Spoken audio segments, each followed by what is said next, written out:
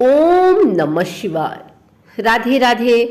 आइए सुनते हैं रवि प्रदोष व्रत कथा, पूजन विधि एवं महत्व। प्रदोष व्रत में प्रदोष काल में भगवान शिव की पूजा की जाती है। प्रदोष काल सूर्यास्त से 45 मिनट पहले से शुरू होकर सूर्यास्त के बाद 45 मिनट तक रहता है। प्रदोष व्रत जब सोमवार को पड़ता है तो उसे सोम प्रदोष व्रत, मंगलवार को पड़ता है तो उसे भौम प्रदोष व्रत, और जब रविवार को पड़ता है तो उसे रवि प्रदोष व्रत कहते हैं। आइए जानते हैं रवि प्रदोष व्रत की पूजा विधि। प्रदोष व्रत करने के लिए मनुष्य को व्रत वाले दिन प्रातः सूर्योदय से पहले उठना चाहिए। नित्य कर्म से निवृत्त होकर भगवान शिव का ध्यान करें। इस व्रत में अन्न ग्रहण नहीं किया जाता है। फिर पूरे दिन उपवास रखने के बाद शाम में सूर्यास्त से 1 घंटा पहले फिर से स्नान आदि कर साफ वस्त्र धारण करें। पूजन स्थल को गंगा जल से शुद्ध करें और एक मंडप तैयार करें। अब इस मंडप में 5 रंगों का उपयोग करते हुए एक सुंदर रंगोली बनाएं। फिर उत्तर पूर्व दिशा की ओर मुख करके बैठ जाएं और भगवान शंकर का पूजन शुरू करें। पूजन में भगवान शिव के मंत्रों का जाप जरूर करें। साथ ही प्रदोष व्रत की कथा सुने। अंत में भगवान शिव की आरती करके पूजा संपन्न करें। आइए सुनते हैं रवि प्रदोष व्रत कथा। त्रयोदशी के दिन जो वार पड़ता है उसी का त्रयोदशी प्रदोष व्रत करना चाहिए और उसी दिन की कथा सुननी चाहिए। रवि, सोम, शनि त्रयोदशी प्रदोष व्रत कथा अवश्य करें। इन सभी से अभीष्ट फल की प्राप्ति होती है। एक समय सर्व प्राणियों के हितार्थ परम पावन भागीरथी के तट पर ऋषि समाज द्वारा विशाल गोष्ठी का आयोजन किया गया। विद्यमान ऋषियों की एकत्रित सभा में व्यास जी के परम शिष्य पुराणवेत्ता सूत जी महाराज हरि कीर्तन करते हुए पधारे। सूत जी को देखते ही शौनकादि 88,000 ऋषि मुनियों ने खड़े होकर दंडवत प्रणाम किया। महाज्ञानी सूत जी ने भक्ति भाव से ऋषियों को हृदय से लगाया तथा आशीर्वाद दिया। विद्यमान ऋषिगण और सब शिष्य आसनों पर विराजमान हो गए। मुनिगण विनीत भाव से पूछने लगे कि हे परम दयालु, कली काल में शंकर की भक्ति किस आराधना द्वारा उपलब्ध होगी? हम लोगों को बताने की कृपा कीजिए, क्योंकि कलयुग के सभी प्राणी पाप कर्म में रत रहकर वेद शास्त्रों से विमुख रहेंगे। दीनजन अनेकों संकटों से त्रस्त रहेंगे। हे मुनि श्रेष्ठ, कली काल में सत्कर्म की ओर किसी की रुचि न होगी।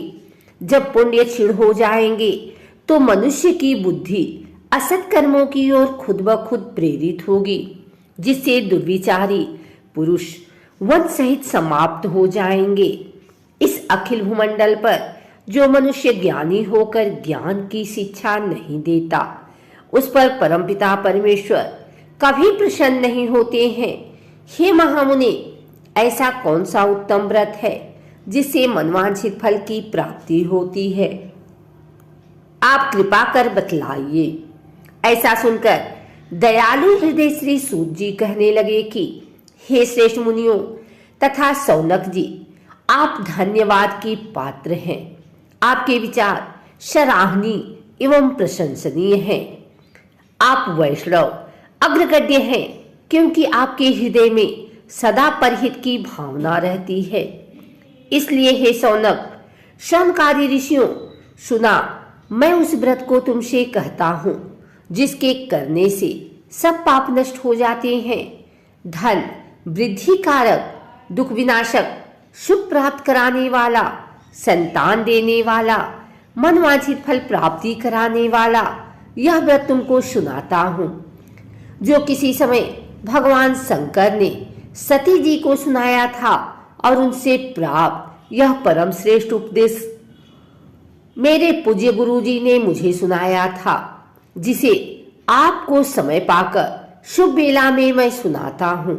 बोलो उमापति शंकर भगवान की जय। सूत जी कहने लगे कि आयु वृद्धि स्वास्थ्य लाभ हेतु त्रयोदशी का व्रत करें। इसकी विधि इस प्रकार है। प्रातः स्नान कर निराहार रहकर शिव ध्यान में मग्न हो शिव मंदिर में जाकर के पूजा करें। पूजा के पश्चात अर्ध पुण्य त्रिपुर का तिलक धारण करें। बेलपत्र चढ़ावें, धूप दीप अक्षत से पूजा करें, ऋतुफल चढ़ावें।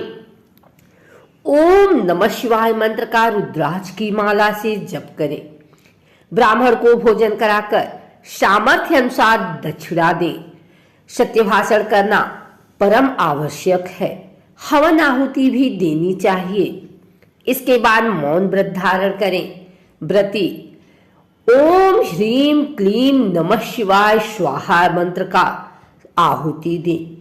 इससे अभीष्ट फल की प्राप्ति होती है। व्रती पृथ्वी पर शयन करें, एक बार भोजन करें, इससे सर्व कार्य सिद्धि होते हैं। श्रावण मास में तो इसका विशेष महत्व है। यह सर्व सुख धन आरोग्यता देने वाला है। यह व्रत सभी मनोरथों को पूर्ण करता है।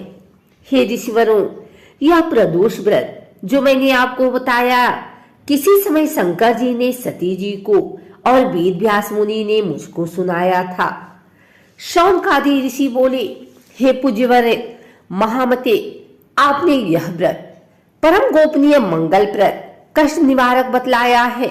कृपया यह बताने का कष्ट करें कि यह व्रत किसने किया और उसे क्या फल प्राप्त हुआ। श्री सूत जी बोले, हे विचारवान ज्ञानियों, आप शिव के परम भक्त हैं। आपकी भक्ति देखकर मैं व्रती पुरुषों की कथा कहता हूँ। एक गांव में अतिदीन ब्राह्मण निवास करता था। उसकी साध्वी स्त्री प्रदोष व्रत किया करती थी। उसे एक ही पुत्र रत्न था। एक समय की बात है, वह पुत्र गंगा स्नान करने के लिए गया। दुर्भाग्यवश मार्ग में चोरों ने उसे घेर लिया और वे कहने लगे कि हम तुम्हें मारेंगे, नहीं तो तुम अपने पिता के गुप्त धन के बारे में हमें बतला दो। बालक दीन भाव से कहने लगा कि बंधुओं, हम अत्यंत दुखदीन हैं, हमारे पास धन कहाँ है। तब चोरों ने कहा कि तेरे इस पोटली में क्या बधा है। बालक ने निसंकोच कहा कि मेरी माँ ने मेरे लिए रोटियां दी हैं। यह सुनकर चोरों ने अपने साथियों से कहा कि साथियों, यह बहुत ही दीन दुखी मनुष्य है, अतः हम किसी और को लूटेंगे। इतना कहकर चोरों ने उस बालक को जाने दिया। बालक वहां से चलते हुए एक नगर में पहुंचा। नगर के पास एक बरगद का पेड़ था। वह बालक उसी बरगद के वृक्ष की छाया में सो गया।